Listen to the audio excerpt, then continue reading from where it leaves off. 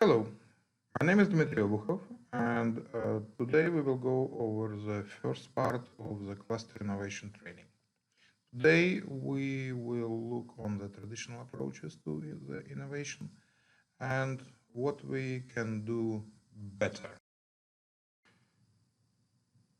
So when people talk about creativity, about innovation, you may hear words like inspiration, suddenly, insight. All these words reflect the random nature of creativity. We don't know what caused uh, a good idea. Let's say when Archimedes was sitting in a bath, or Newton was under the apple tree.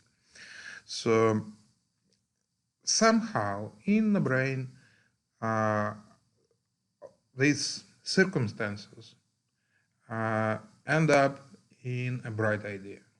Let's say the jet printer, inkjet printer, was invented when the engineer was looking on the coffee machine. So, what we can do with it, how we can use it, will it be good if we will move the office to apple garden? Will it help if we will put engineers in a bath? So I guess it will not give any result because the moment of insight depends on very random events. So this problem brought, and this is a real problem because it might be very romantic, inspiration, but for manager it's a problem. It's a big problem because we cannot control it. We cannot control the process. So this problem brought to life multiple theories how to make the innovation process more reliable, more predictable.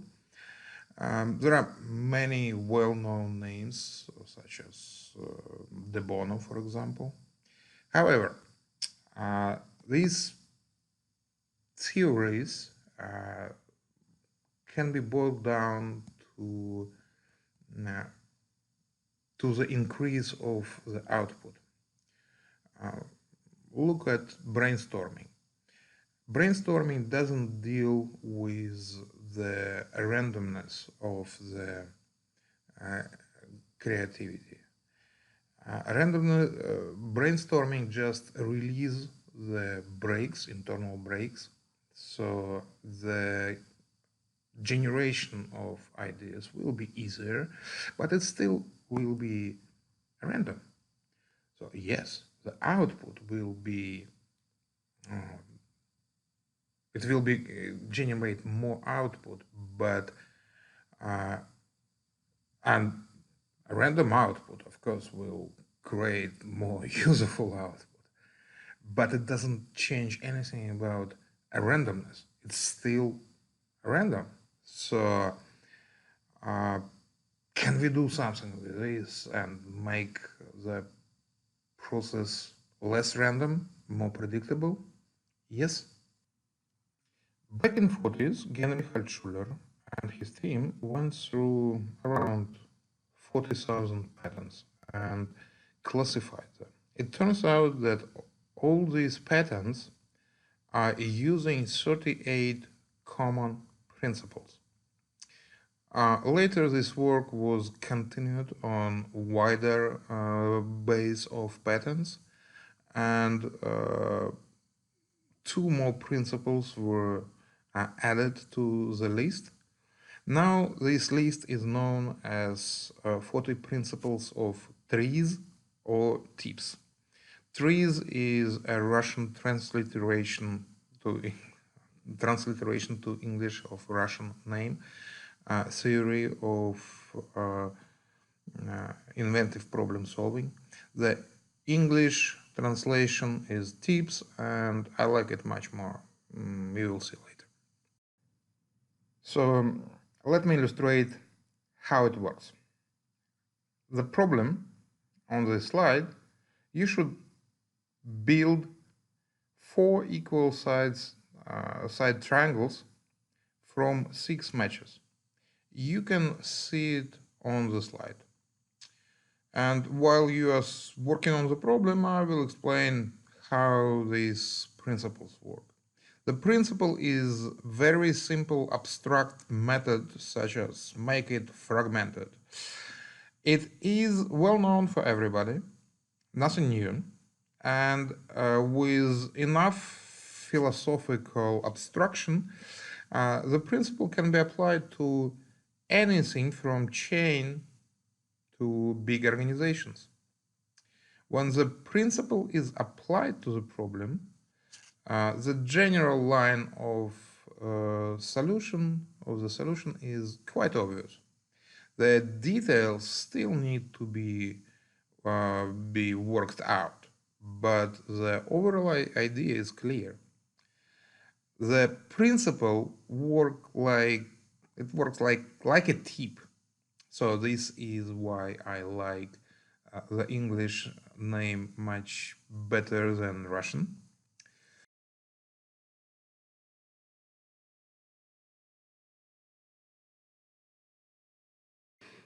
So for this problem, try to use another dimension.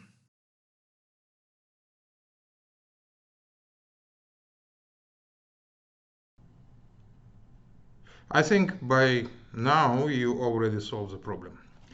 You applied the principle number 17, use another dimension. And by the way, the principles in tips are all standard and enumerated. So the number 17 will be the same in any list of the methods. So this is very abstract, very academic problem, very simplistic. And the solution time for this kind of simple problem goes from average 14 minutes to a number of seconds. It's hard to measure the response because it's on the rate of the people communicate, so assume 5-10 seconds. So this gives us maybe 1.5 order of magnitude of acceleration of the solution process. So again, this is academic task. In real life, we deal with much more complex problems, but the trend stays. With the tips approach, you get in solution much faster and with much higher probability. Two things that you need to remember about principles. First of all, the method is very abstract. Like in the method use another dimension, nothing said about matches or tetraeder. It's very generic, very abstract method. Second important point is that out of 40 principles in tips, only few give a viable result.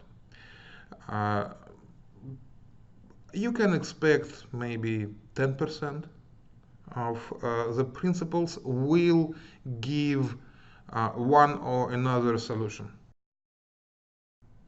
Okay, tips created 40 principles, and please pay attention that Altshuler didn't invent these principles. It's the team have not discovered the principles. They made a catalog of the principles, and in engineering part of the training we will go over every principle in details. So why pool of methods is important? Primates are lazy. That's nature. That's energetic nature of our brain. We tend to stick to the methods that we already used and know that they work. I don't want to say that somebody don't know some principle. We know all of them. They are quite obvious. But there are more frequently used principles. I call them handy, marked with green. So the set of handy principles depends on profession, on culture, on even on physical state. So we tend to select the easiest. Uh, but any given problem, a randomly selected problem, might have solutions in different principles. I marked these cells with stars. And some solutions might correlate with handy principles, but some of them rely in the set of principles that are rarely used. So if you will look on the right chart, I try to explain it a little bit different. So the columns are methods, and there are more of them, of course, and the y-axis is amount of efforts required to use the principle. So on the left side, which is 12, 1, and 10, that's the principles that we're using in daily life. So they are coming into head spontaneously, automatically, and what exactly is coming to the head depends on the experience and on the physical and mental condition. If somebody is really tired, the set will be smaller. So imagine that we started from the easiest and we got to the principle 7 that give some solution.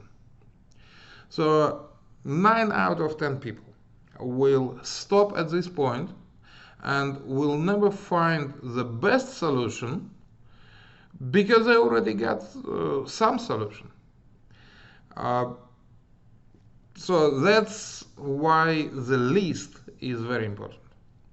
It forces the user or inventor to try all the possible methods to find all the solution and select the best one.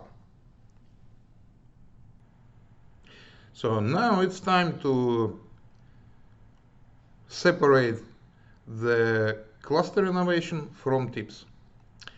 Cluster innovation has roots in tips. And one thing that taken as is from tips is evolution of technical systems. We will review it later in the engineering part of the training.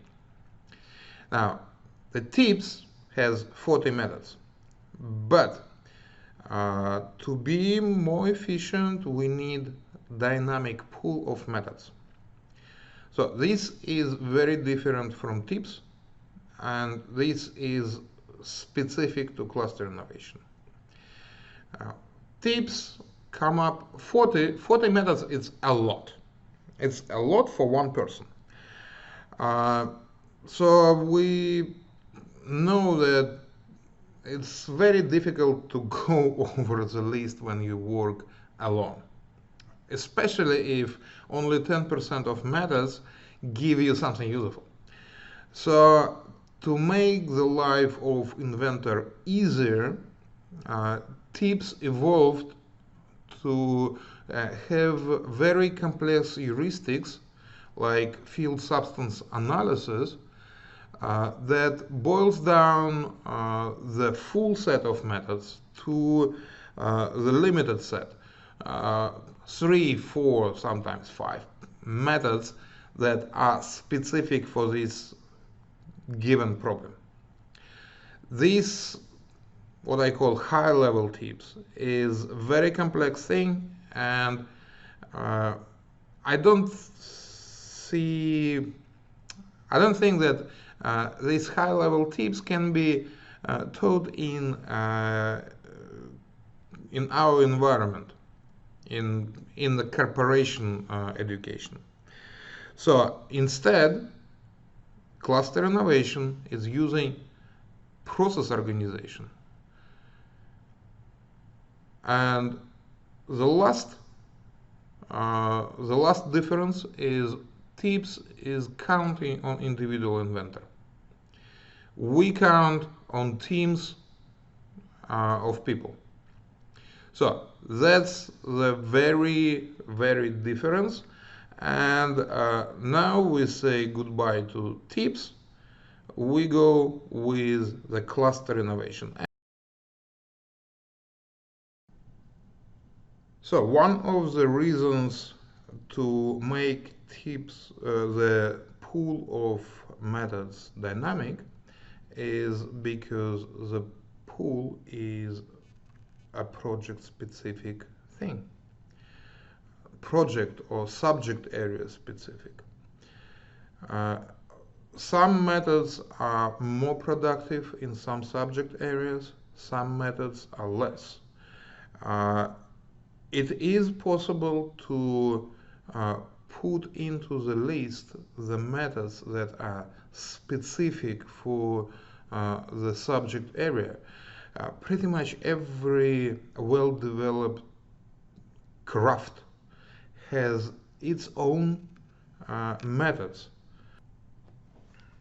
The second reason to make method pool dynamic is that the pool reflects the technological level of civilization or organization.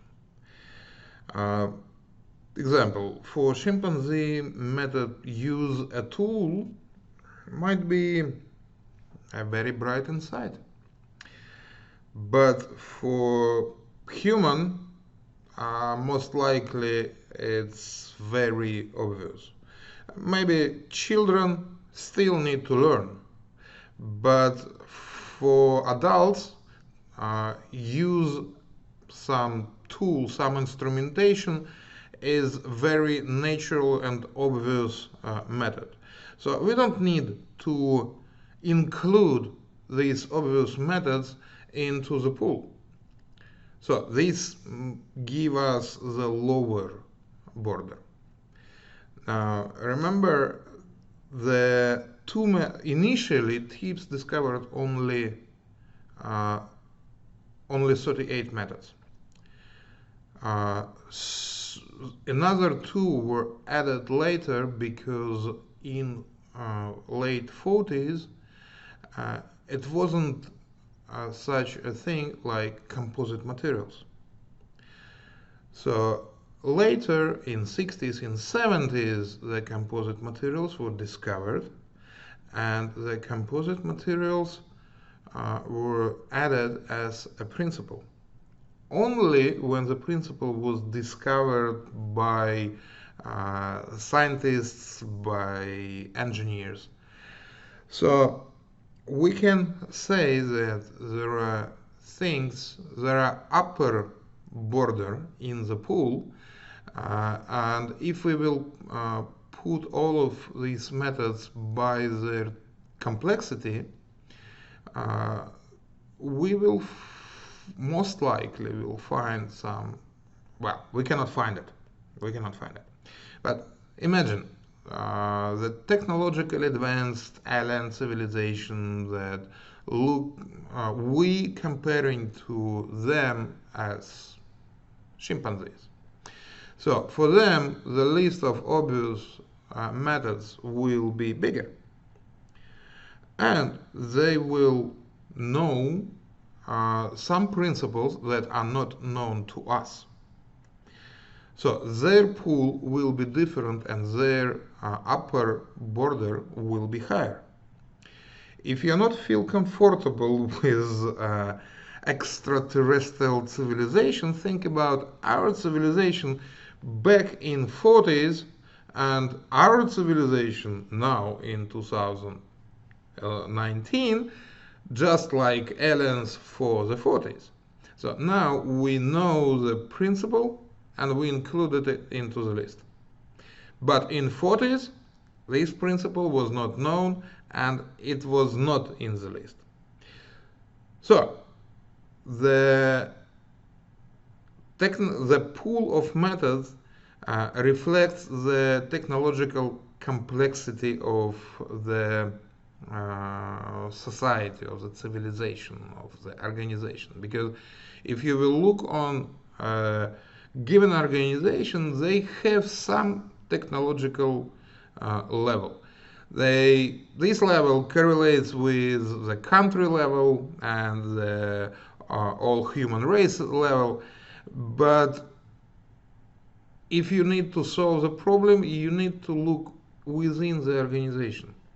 So your technological level is limited, and the pool is limited from both sides, from top and from the bottom. So we live in some intermediate levels. So what are the benefits? First of all, you can control the pool.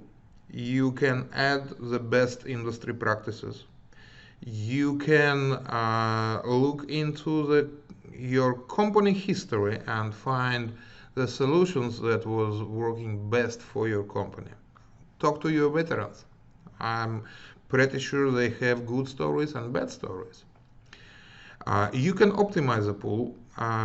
We will go over it in managerial session, but you always can get the statistics of the method usage and drop out the not productive, least productive methods. Or you can look on these least productive methods and can maybe they are not productive because of your industry, then drop them. Maybe you need to rephrase them because they are not really clear to engineers. It's also a possibility. You can modify the principles. Let's say you using the principle and it's not really productive, so you can split it into multiple methods that will be much easier to apply to your specific project subject area, and the productivity may get back high. You can compare two pools and compare their performance. The only thing that you need to remember, and we will go over it in very detail in managerial session, that if you cut the method from the pool, you increase the risk of missing the solution, like on one of the previous slides. The second pillar of cluster innovation is people clusters. 40 principles is a lot to handle by one person. Tips come up with heuristics named field substance analysis. We already talked about it. And it's a very powerful method. The only problem that if you need to teach, it will take, my estimation, like a couple of years. I'm running corporate trainings for many years, and I don't think that these high-level tips, heuristics can be taught in the corporate environment. In 2 years, a person can lose interest, they can move from another group to another group, they can just leave the company. So 2 years is way too much. We need something simpler that allow people who, with minimal training, participate in the activity. So each person is unique. Now the problem happens, like, unique is good, but we need statistics to manage. We need to measure. With a single person, everything happens is a use case. It's very difficult to make any decisions based on this data. We need a help of the law of big numbers. When we put people together, we mitigate the individual differences of the participants. We're getting more reliable statistics. We can see how the factors that we can control affect the performance of the cluster.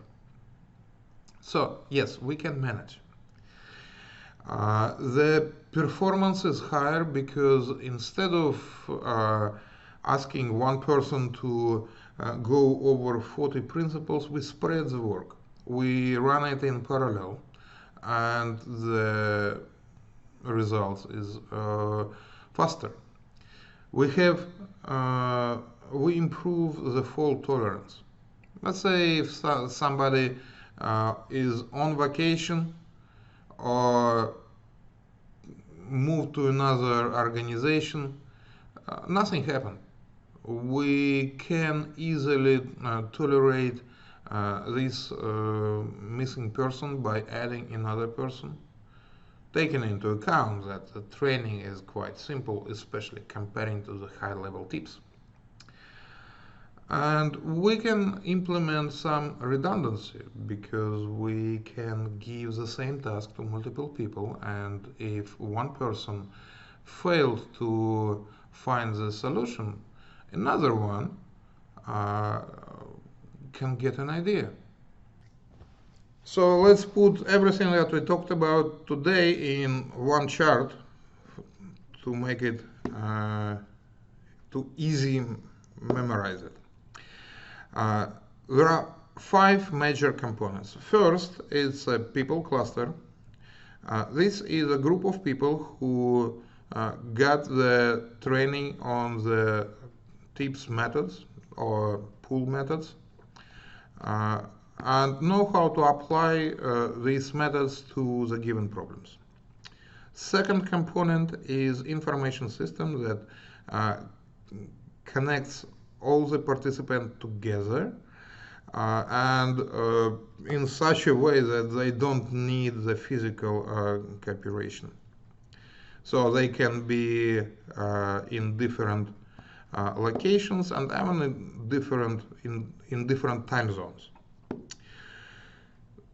The third component is a filtering of the proposed solution, selecting the best solution. And I guess you already have this organization in most of the companies. It's called Invention Review Board. The only thing that need to be mentioned that they have to be ready for high volume of work because people cluster can give much more output than traditional approaches. Now, before any solution will be submitted to IRB, the problem needs to be identified. So this is a first component, input gathering. Without this, nothing will work. You need to collect the real problems of your organization and submit it to the cluster. The fifth component is most interesting. I call it control deck. Since the all work of the cluster goes through the information system, you can collect and store the statistical data. What methods are more productive? Who participate more, who less? All these data can be analyzed, and the person who is in charge of the control deck can propose some improvements to the cluster. Let's say modify the pool of methods or add people to the cluster. Whatever is necessary to improve the cluster performance. So let's look how the thing works on one example. So the person who is responsible for input gathering found a problem and submitted it to information system. Information system doesn't need to be a dedicated information system. It can be quick and easy, let's say Jira. So the person who gathering information open a Jira issue, and through the Jira automation, the task is given to each person in the cluster in form of assignment. Assignment contains the problem that was identified and one of the methods from the pool. So if you have a small cluster, let's say you have 20 people, and you're using standard 40 methods, each person in the cluster will get 2 assignments. If a person in the cluster don't know how to apply the method to the problem, and this is 90% of times, he can mark, okay, I don't know, I don't have the solution. So this will go to the statistics.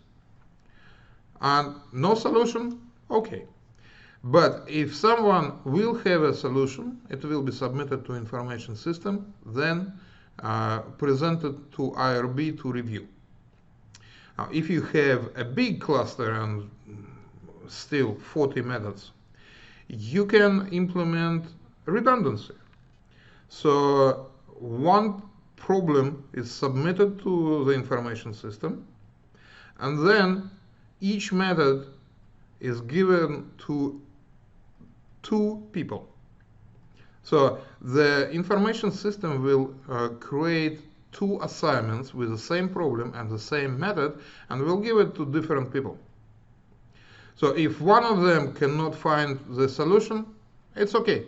Maybe the second one will find. And then, again, all this information, the output goes to the pool of solutions, and the meta information goes to the database. So after some time of work, when we got enough data in the database, we can analyze, let's say, run Pareto analysis on the methods and say, well, nobody is using this method. So let's give this method a low priority. Say, most productive method will be given to 3 people, and least productive only to 1 people, only to 1 person. So that explains how it works in general. We will have detailed trainings on engineering part. That's for the people cluster. We will have a dedicated part on the managerial control. It's a control deck and input gathering. And we will have a set of examples how to use the methods, and it will be explained in very details. So that's it for now. Thank you very much, and stay tuned. Thank you.